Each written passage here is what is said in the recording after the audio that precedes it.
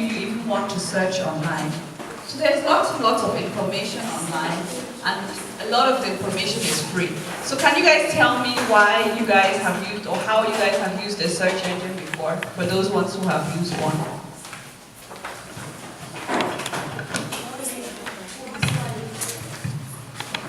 You guys are not raising your hands anymore. Who has used a search engine? Oh, okay, so we should go back. Okay. I will give you guys the slides, so you don't need to copy everything. You can have them on your computer. Okay, so for the people who have used the search engine, can you tell me why you used the search engine and what were you looking for? Okay. Can we have the second mic? Let's see.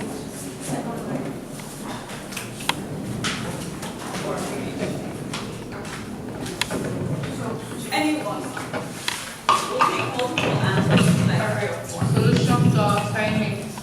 Okay, so for school. Please, when you talk, introduce yourself first. Tell me your name and how old you are. My name is Bgeho. I'm 13 years old. You use search engine to find locations, solutions, and information about business. Okay, let's take the answer over there. Who wants to talk?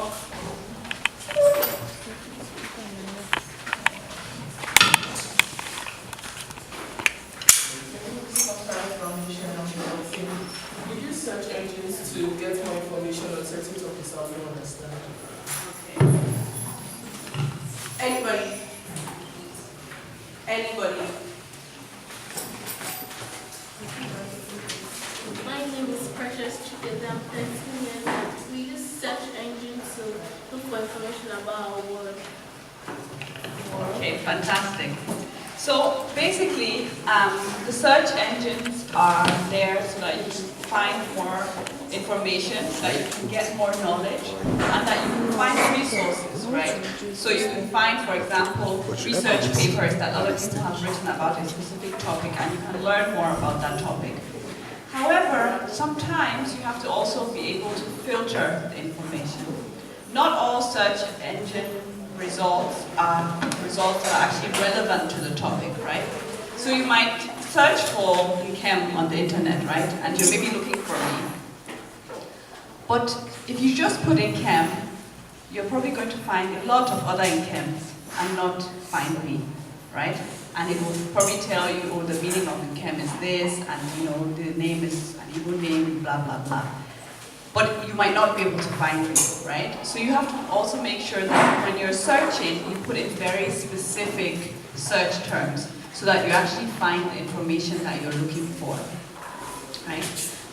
Which means that if you were looking for me, you would have to put Nkem Begho in order to find me, right? And to find things that are published about me online. Now, we're going to go into how to search online, right? So I've already said you have to be specific. So it says here, make your keywords as precise as possible.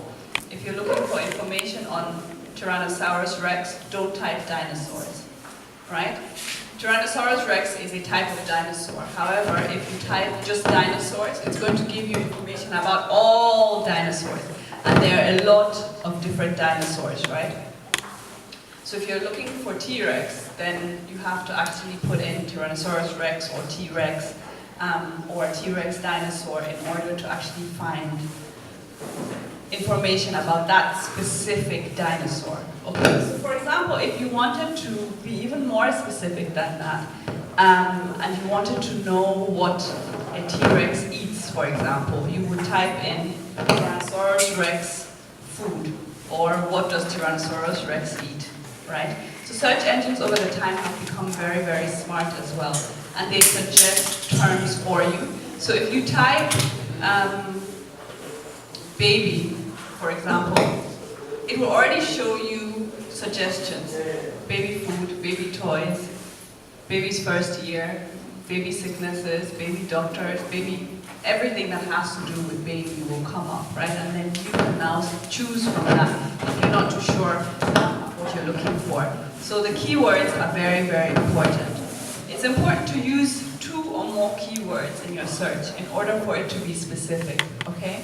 So as I said, if you just search for Nkem, it's very broad. It's going to give you everything, okay? But if you put in my full name, then you're more likely to find something about me. Another thing that's important is that you spell the words correctly. Okay, that's very, very important. If you don't spell it correctly, actually the search engines are very smart because they actually try and guess what you were trying to say, right? So if you spell Tyrannosaurus wrongly, it will say, did you mean Tyrannosaurus Rex? And then you can click so that it displays the results. Or if there are no results for the search term that you've entered, it will tell you displaying results for, and then the new search term that it believes to be the correct search term, right? So you need to always pay a lot of attention in order to actually find the results that you're looking for. And then the last thing is to always try more than one search engine. Who can think of a reason why you should use more than one search engine? There's someone at the back there.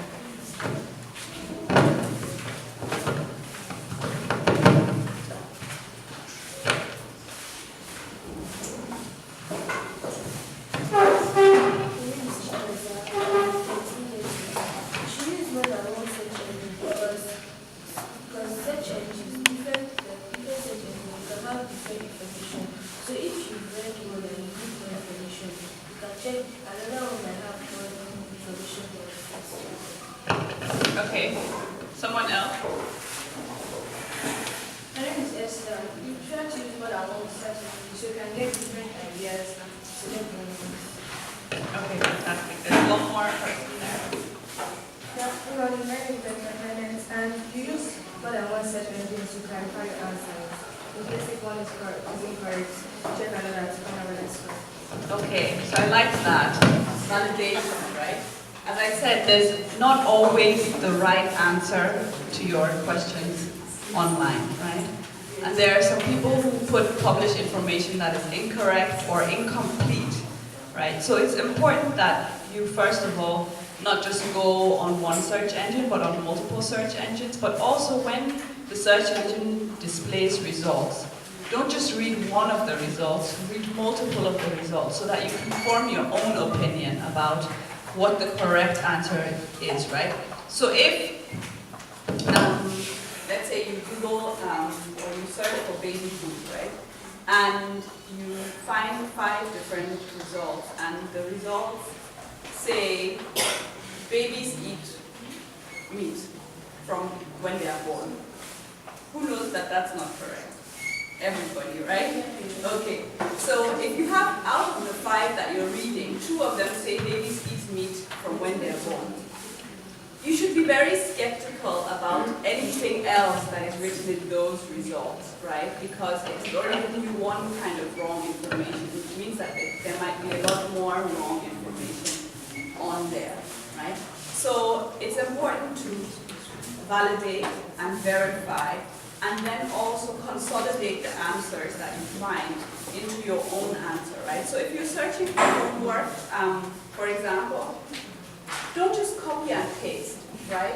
Figure out what the meaning is, okay? So that's very, very important. The knowledge that you find on search engines is not just for you to, say, oh, okay, this is it, fine. It's also for you to actually absorb it and to understand it, okay? There's one thing I like to say, and it's that education and knowledge is something that nobody can take away from you. They can take everything else from you, but the knowledge that's in your head, nobody can take, okay? So you're actually very, very fortunate to grow up in a time like this. When I was in secondary school like you guys, there was no search engine. And so how did we find information, right? So there were 2 things. There was an encyclopedia. Who knows what that is? Okay, you guys are not so good. So we used to have big books, and they have everything that the world at that point knew in them. right? So if you want to know anything about baby food, you would go to B and you would open and you would search for baby food and it would tell you everything about baby food that there is to know, right?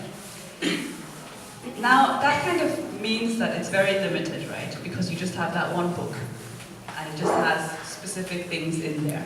So doing research when I was in secondary school was very, very hard because, you know, you have limited sources, which also, on the other hand, made it very, very easy, right? Because you can say, oh yes, I referenced Encarta encyclopedia, and that was it. There were no other sources. You guys have to deal with hundreds and millions of sources, right? So it's important to actually find out what are the ones that are, you know, correct, what are the ones that you can trust. Now, the same way that when you go and buy an encyclopedia in those days, you go and buy an encyclopedia that has a name, right? So you would buy Encarta, for example, you would buy the Oxford Encyclopedia. These are trusted names. And it's the same thing now. If you're researching on Tyrannosaurus Rex and you have two different results, one is from the British National History Museum and one is from Nkem's blog, which one will have more correct information? Okay. So it's important as well to check who is the author of the information, how much does that person actually know about what you're researching, right? So it's not just okay to say, oh, it came up on the first page, it's the first result, that's why I should click on it. So when I was in university, we had search engines, and a lot of our assignments were to find stuff on search engines.